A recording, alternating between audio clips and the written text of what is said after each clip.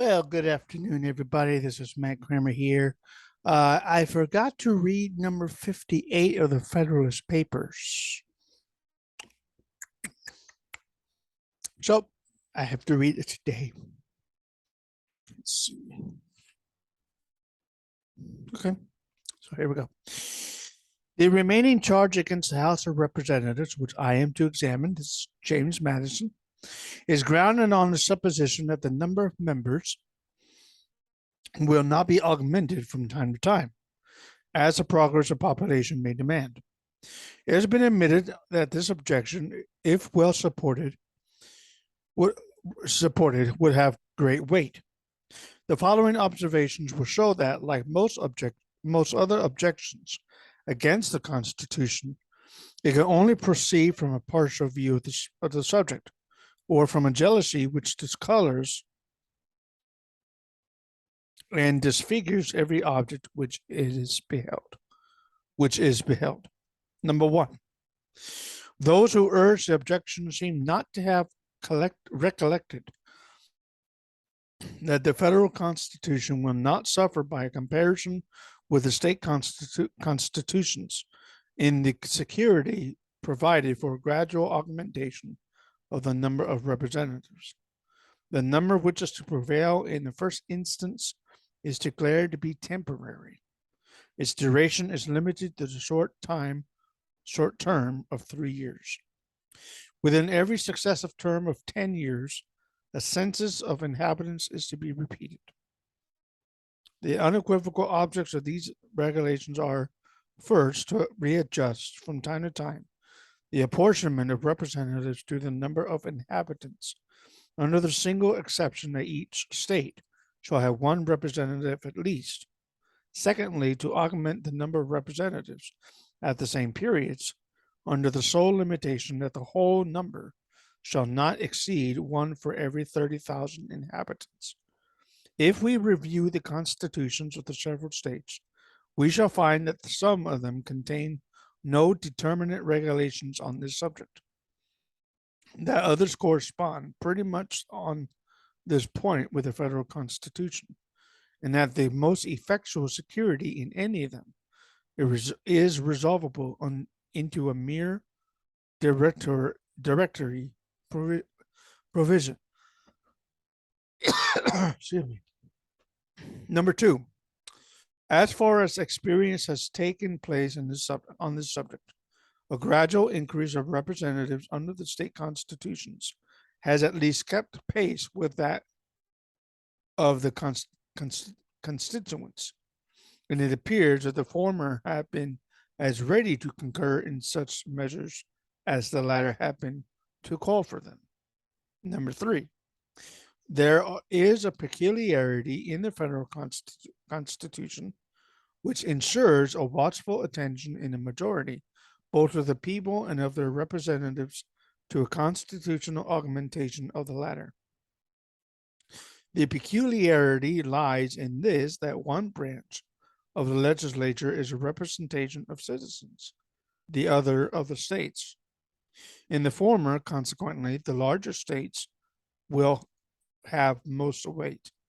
In the latter, the advantage will be in favor of those of the smaller states. From this circumstance, it may with certainty be inferred that the larger states will be strenuous advocates for increasing the number and weight of that part of the legislature in which their influence predominates. And it so happens that four only of the largest will have a majority of the whole votes in the House of Representatives. Should the representatives or people, therefore, of the smaller states oppose at any time a reasonable addition of members, a coalition of a very few states will be sufficient to overrule the opposition. A coalition which, notwithstanding the rivalship and local prejudices which might prevent it on ordinary occasions, would not fail to take place when not merely prompted by common interest, but justified by equity and the principles of the Constitution. It may be alleged, perhaps, the Senate would be prompted by like motives into an adverse coalition, and as their concurrence would be indispensable, the just and constitutional views of the other branch might be defeated. This is the difficulty which has probably created the most serious apprehensions in the jealous friends of a numerous representation.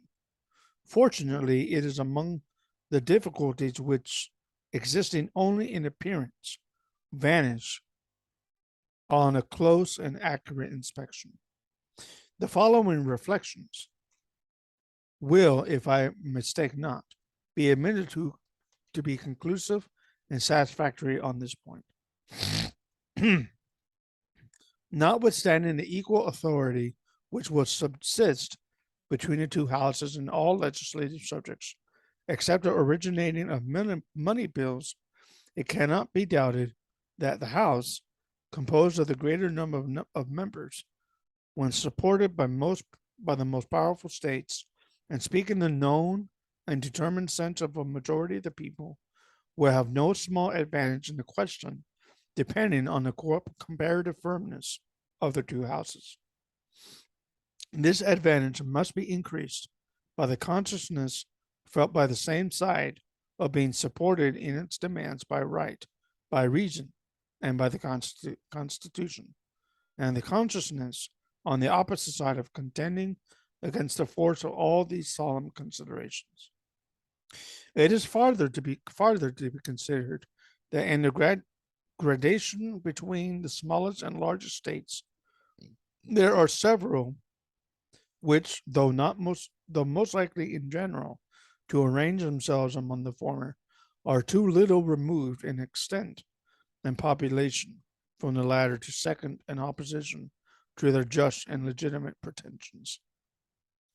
Hence, it is by no means certain that a majority of votes, even in the Senate, will be unfriendly to proper augmentations in the number of representatives.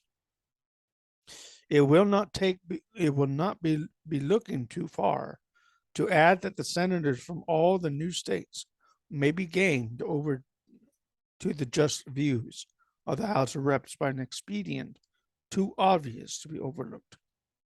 As these states will, for a great length of time, advance in population with peculiar rapidity, they will be interested in frequent reapportionments of the representatives to the number of inhabitants. The large states, therefore, who will prevail in the House of Reps will have nothing to do but to make reapportionments and augmentations mutually conditions of each other. And the senators from all the most growing states will be bound to contend for the latter by the interest which their states will feel in the former. These considerations seem to afford ample security on this subject, and ought alone to satisfy all the doubts and fears which have been indulged with regard to it. Admitting, however, that they should all be insufficient to subdue the unjust policy of the former states, or the predominant influence in the councils of the Senate, a constitutional and infallible resource still remains with the larger states, by which they will be able to, at all times, to accomplish their purpose. The House of Representatives can not only refuse, but they alone can propose the supplies requisite for the support of government. They, in a word, hold the purse, that powerful instrument by which we behold, in the history of the British Constitution, an infant and humble representation of the people gradually enlarging the sphere of its activity and importance, and finally reducing, as far as it seems to have wished, all the overgrown prerogatives of the other branches of the government. This power over the purse may, in fact, be regarded as the most complete and effectual weapon with which any constitution can arm the immediate representatives of the people for obtaining a redress of every grievance and for carrying into effect every just and salutary measure. But will not the House of Reps be as much interested as the Senate in maintaining the government in all its proper functions, and will they not therefore be unwilling to stake its existence or its reputation on the pliancy of the Senate? Or if such a trial of firmness between the two branches were hazarded, would not the one be as likely first to yield as the other? These questions will create no difficulty with those, excuse me, with those who reflect that in all cases, the smaller the number and the more permanent and conspicuous the station of men in power, the stronger must be the interest which they will individually feel in whatever concerns the government.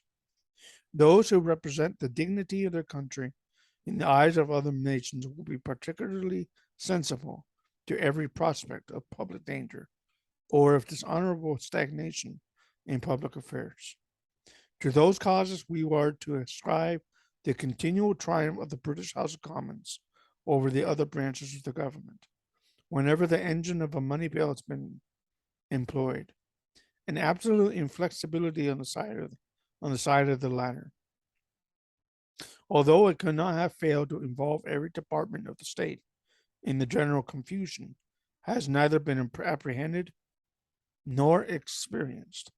The utmost degree of firmness that can be displayed by the federal Senate or President will not be more than equal to a resistance in which they will be supported by constitutional and patriotic principles.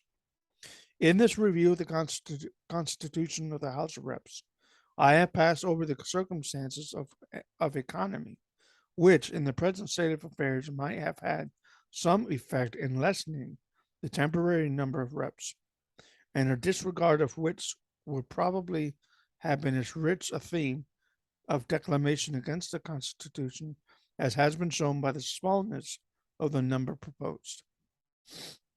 I omit also any remarks on the difficulty which might be found under present circumstances in engaging in the federal service a large number of such characters as the people will probably elect. One observation, however, I must be permitted to add on this subject is claiming, in my judgment, a very serious attention. It is that in all legislative assemblies, the greater the number composing them may be, the fewer will be the men who will, in fact, direct the proceedings. In the first place, the more numerous any assembly may be, of whatever characters composed, the greater is known to be the ascendancy of passion over reason. In the next place, the larger the number, the greater will be the proportion numbers of members of limited information and of weak capacities. Excuse me. Now it is precisely on characters of this description that the eloquence and address of the few are known to act with all their force.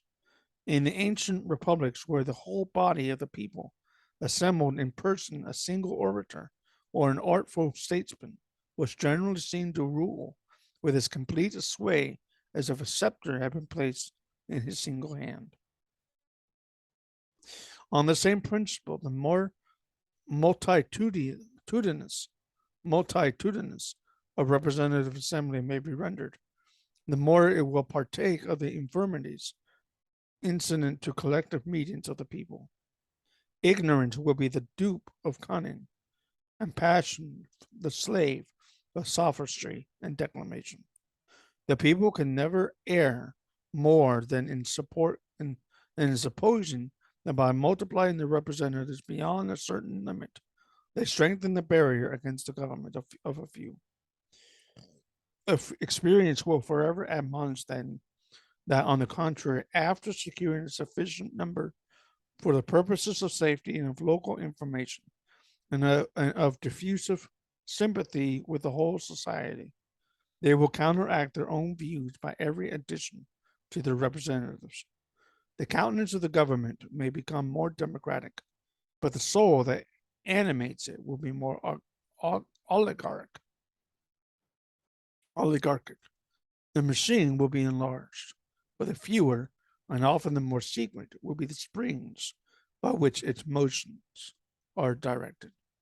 As connected with the objection against the number of reps may properly be here noticed, that which has been suggested against the number made competent for legislative business. It has been said that more than a majority ought to have been required for a quorum, and in particular cases, if not in all, more than the majority of a quorum for a decision. That some advantages might have resulted from such a precaution cannot be denied. It might have been an additional shield to some particular interests, and another obstacle generally to hasty and partial measures. But these considerations are outweighed by the inconveniences in the opposite scale. In all cases where justice or the general good might require new laws to be passed or active measures to be pursued, the fundamental principle of free government would be reversed. It would be no longer the majority that would rule. The power would be transferred to the minority, or the defensive privilege limited to particular cases. An interested minority might take advantage of it to screen themselves from equitable sacrifices to the general wheel, WEAL, or in a particular emergencies to extort unreasonable indulgences. Lastly, it will facilitate and foster the painful practice of secessions,